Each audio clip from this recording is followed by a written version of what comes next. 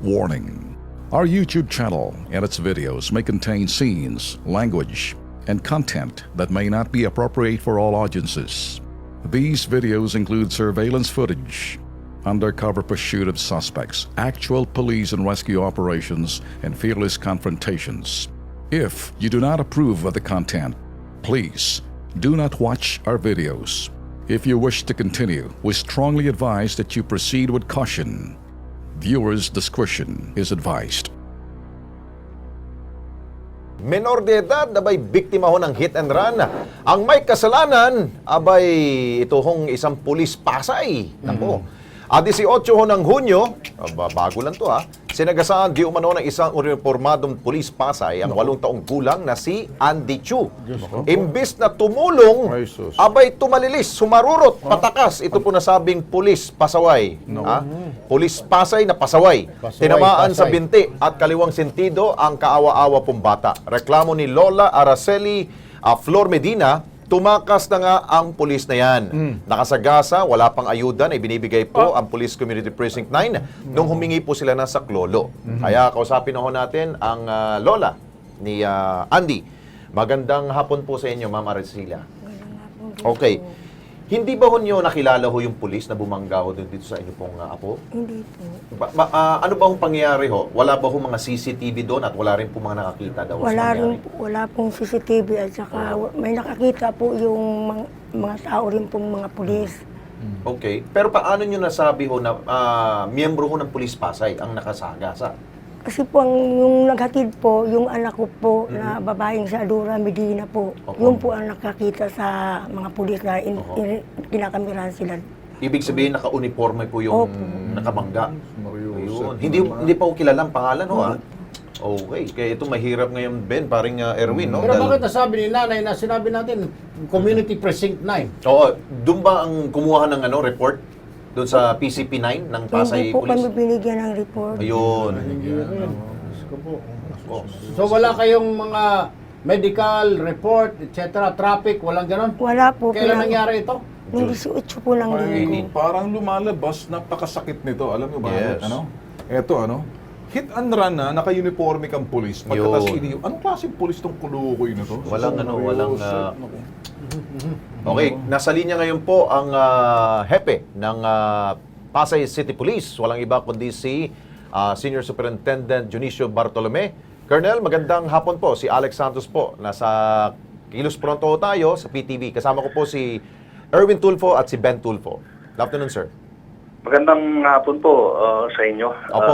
at sa inyong mga tagapakinig. Opo, Colonel, I'm sure ang inyo pong tanggapan nakarating na siguro po yung report na meron pong batang nasagasaan po dyan sa inyo pong nasasakupan. Kilala na ba ho natin kung sino itong pulis ho na kasagasa? Ang pangalan po ba ng bata ay Andy Medina? Andy Chu po, Medina. Yun na. Ganito po, ang Opo. aming inalam ko po kanina sa staff nyo, Yes. nakakuha kami ng initial information. Ang totoo po, may nabanggang bata na ganitong pangalan noong June 18. Opo. Doon po sa Naiya Avenue sa Pasay City. Yes, sir. Actually po, yung kaso na to, sa aming pagkaalam, ay nasa Airport Police Department ng Naiya po. Okay. Wala po sa ating investigation sa Pasay City Police Office. Kasi meron tayong MOA na doon sa compound ng Naiya, within 200 meters, yung mga traffic incident, Okay. ay pwede po nilang i-take cognizance. Oh. In this case, sila po ang So may nakabukas jurisdiction ng na airport police po nag-iimbestiga dito? Ang may jurisdiction po ang airport police, sir? Parang ganon? Oo, sila po ang nag-iimbestiga po nito. Oho.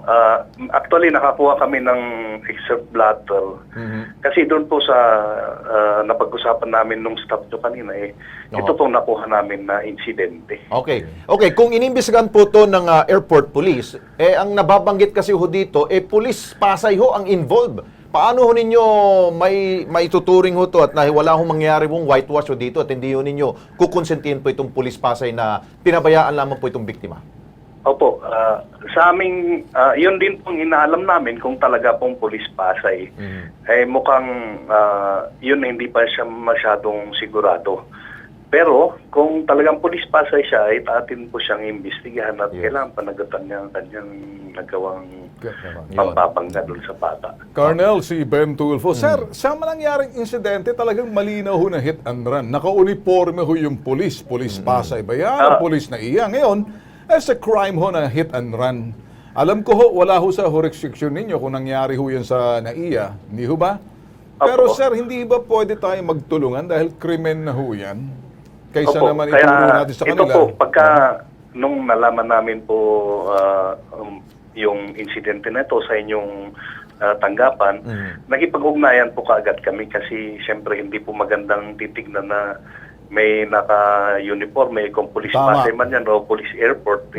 Hindi magandang titignan Tama. na ito'y nakadisgrasya hindi po Yes, natin imbestigan maigi. Kailangan niya panagutan po yung kanyang nagawang pampapangga po. Matanong ko lang si Nanay, Nay, anong numasagasaan, anong sasakyan ng pulis? Sa MIA po, yung ambulansya ng MIA po. Ang Ambulansya ng MIA, ang sinakyan po ni Hindi, Ana. anong sinakyan ng pulis na Pulis. Yung nakapagdasagahan? Ay, nakamotor po. Nakamotor. Nakamotorsiklo siya. Ano? Okay, nakamotorsiklo. Nakuha yung ano, motor mo, yung Plate number. Hindi po. Wala nga daw. Hindi rin. Okay. Kasi maraming pulis din naman dyan, in fairness, Torben, paring Alex. Yeah. May, at saka kung uniforme ng PNP, dalawang PNP dyan, maaaring Oo. Pasay, meron din yung tinatawag na Airport Security Yun. Group, yung ASG. ASG. Oo, meron din dyan. So, mahirap nga naman. So, ano nang mangyayari dito ngayon, sir? Magipag-coordinate kayo sa Airport Police? Opo. Ang mangyayari na lang po rito, Kuya Erwin, ipapuntahin niyo po si Nanay sa amin, tanggapan sa Pasay City Police Office. Yun, matutulungan. Para aming malaman kung ano yung ating, kung paano nangyari. At we are also trying to coordinate with the Airport Ayun. Police Department. Ayun. Kasi Ayun. apparently, kaya hindi umusad tong kaso kasi hindi daw sila bumalik doon. Hindi yata nila alam na yung kaso ay hawak ng APP. Ayun. Ayun. Malinaw na, malinaw. Pati isa rin, Colonel, dahil yung PCP-9 daw ho, pumunta ho sila, ayaw daw sila entertain, ayaw daw ibigay po yung report. Yung pala, wala palang investigation Oo, ginagawa pa yung PCP-9. Pinapunta ko kagad yung PCP-9 kanina kasi Oo. hindi magandang signos yung ganong Yun. sinasabi na Oo. hindi nakikipag-cooperate. Tama. Napunta ko yung PCP commander, yung pala wala talaga sa ating tanggapan po doon sa PCP-9 kung hindi nasa airport Okay. department. Colonel, best effort na lang. Tulungan na Yes. lang natin, sir, ha? Hindi po, ayusin po natin to hanggang Okay. matapos ito at magkaroon ng magandang resolusyon. Ayun. Yun po ang aming Okay. commitment Thank dito you. sa Pasay. Thank you, Ako, Colonel. thank you, Colonel. Thank you po. Wala pa man. Maraming salamat po, Colonel Opo. Dionisio Bartolome, Pasay Police Chief. Thank you, sir. Panghuli Sige siguro, po. Thank you po, sir. Opo, thank you, sir. Ha? Ma'am Araceli, kumusta na po yung bata? Ayos naman Nasa siya? hospital pa po. Nasa hospital pa? Opo, hanggang- Ano bang damage sa kanya? Anong mga natamo niya? Yung dito po yung ulo Ulo ko niya. at saka yung pilay po na po ano pa. Kaya nga, bukas, papuntahin kay Colonel sa Pasay Yeah. para makunan kayo ng kwan. Matulungan na kagad. Tulungan kayo. Ano po? Yung kausap natin is telepono. Opo. Gusto ko kayo makita bukas. Okay. Ngayon, may papansin na sa inyo. Yeah. Yun. Talagang mataas na opisyal pa. Salamat. Ah, okay? Mas Sige sige po. po. Ang importante ro.